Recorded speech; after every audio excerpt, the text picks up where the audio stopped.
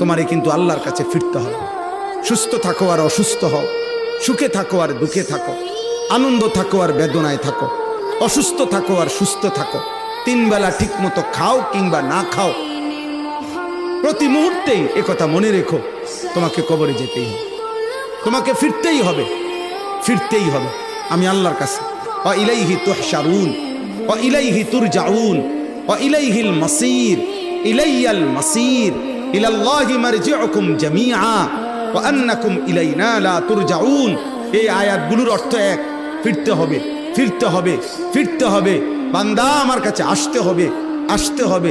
কোনোখানে তুমি লুকাইতেও পারবা না, আড়াল করতে পারবা না।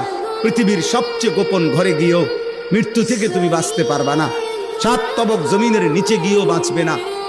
আটলান্টিক মহাসাগরের গভীর তলদেশে গিয়েও তুমি বাঁচতে পারবা না। হিমালয় পর্বতের চূড়ায় গিয়েও তুমি নিজেকে রক্ষা করতে পারবে।